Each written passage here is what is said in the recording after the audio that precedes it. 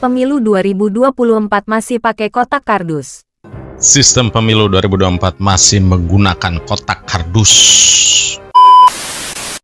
Bagi Anda yang pro terhadap sistem e-voting, boleh kecewa ya. Mengapa sistem pemilu yang lebih baik seperti sistem e-voting tidak bisa dilaksanakan di 2024 ya? Apa ini faktor kesengajaan? Assalamualaikum warahmatullahi wabarakatuh. Kembali lagi bersama saya WISID di sini di WISID Channel. Terima kasih yang selama ini selalu setia menonton channel saya ini. Ya, tentunya bagi Anda yang mendukung atau pro terhadap sistem pemilu yang lebih baik seperti e-voting, kecewa ya jika di 2024 ini belum bisa diterapkan sistem e-voting atau sistem digital, sistem pemilu yang lebih baik ya. Namun kenyataannya KPU masih menggunakan sistem pemilu-pemilu sebelumnya ya, seperti kardus, pencetakan surat suara, dan lain-lain ya. Ya, tentunya KPU masih dengan alasan yang sama mengapa sistem e-voting, sistem digital itu belum bisa dilaksanakan di 2024. Mungkin kalian sudah ada yang tahu ya, bahwa alasannya yaitu pertama mengenai infrastruktur dan sistem internet, sistem jaringan internet di berbagai daerah di Indonesia yang masih belum bisa mendapatkan jaringan internet yang lebih baik ya.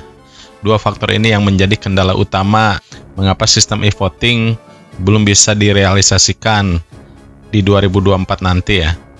Namun jika melihat perkembangan atau pembangunan yang merata di Indonesia, entah sampai kapan jika itu menjadi alasan ya. Karena kita tahu sendiri bahwa pembangunan di Indonesia ini sangat tidak merata ya. Masih ada pelosok-pelosok, pedalaman-pedalaman, orang-orang desa, orang-orang yang masih tinggal di hutan-hutan, dan itu fakta bahwa pembangunan di Indonesia ini tidak merata ya. Dan tak sampai kapan bisa dikatakan pembangunan di Indonesia ini merata. Namun tentunya kita sepakat bahwa sistem pemilu yang bisa lebih fair, bisa lebih jujur, bisa lebih adil, sistemnya canggih, tidak bisa dicurangi. Tentunya kita sepakat bahwa sistem seperti itu yang harus direalisasikan ya. Dan tentunya harus ada langkah-langkahnya, progresnya menuju ke arah sistem e-voting yang lebih canggih, yang tidak mudah dicurangi ya. Ya, saya membayangkan jika di sebuah negara sudah diberlakukan sistem e-voting ya.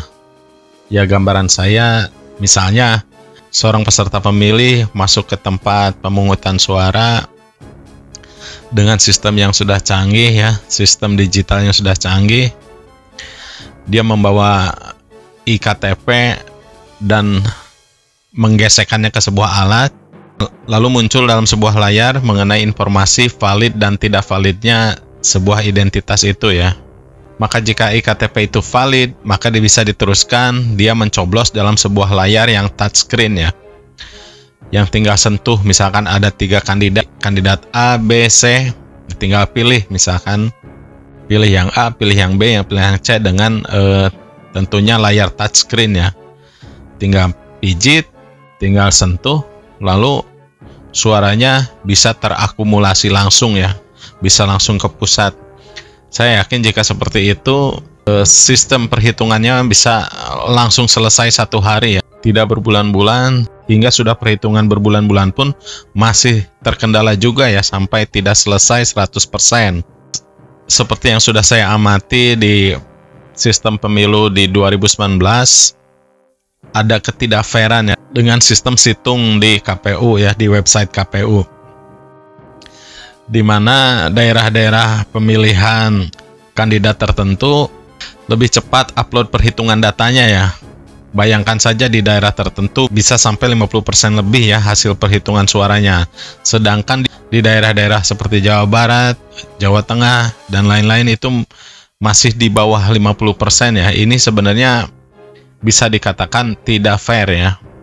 Ya, saya sendiri tidak tahu ya apakah ini ada faktor kesengajaan atau tidak ya. Lalu yang menjadi alasan selanjutnya yaitu faktor biaya ya. Pihak KPU menyatakan bahwa jika sistem digital atau sistem e-voting diberlakukan, itu biayanya sangat mahal ya. Ya tapi saya berpendapat bahwa mengapa tidak ya jika sistem pemilu yang lebih fair, lebih jujur, lebih adil, lebih transparan itu bisa ditempuh ya. Namun tentunya alat-alat yang sudah ada, yang sudah dibeli tentunya bisa dipakai untuk pemilu-pemilu selanjutnya ya. Jadi ada kemungkinan biayanya hanya bersifat maintenance ya, atau perbaikan atau perawatan alat-alatnya tersebut ya. Atau bisa jadi sistem e-voting itu direalisasikan melalui aplikasi handphone ya, karena yang namanya handphone ini sudah masuk pelosok-pelosok, bahkan di daerah-daerah pelosok pun sudah menggunakan handphone yang bisa dikatakan layak ya untuk penggunaan aplikasinya. Mengingat penggunaan gadget di masyarakat ini sudah menyebar dengan begitu banyak ya, begitu luas di Indonesia ini ya. Adapun mengenai serangan hacker, serangan malware atau phishing sekalipun, yaitu tugas pihak KPU ya, menjadi PR KPU bagaimana menanggulangi, bagaimana mengantisipasi hal-hal tersebut ya. Padahal dengan sistem pemilu yang sudah-sudah pun biayanya tidak sedikit ya tentunya. Dengan mencetak surat suara yang jutaan, kotak suara yang mungkin perlu ditambah, dan itu sifatnya bisa dikatakan tidak tahan lama ya, karena terbuat dari bahan kardus gitu ya, yang tidak tahan air gitu. Belum lagi jika kotak suara tersebut menginap di salah satu warga ya, ini kemungkinan bisa terjadi kecurangan ya. Bagaimana menurut Anda teman-teman? Apakah Anda setuju dengan sistem pemilu yang lebih canggih, dengan sistem digital, dengan sistem e-voting, atau memang dengan sistem yang sudah terjadi di pemilu-pemilu sebelumnya ya, seperti pemilu 2014, 2019?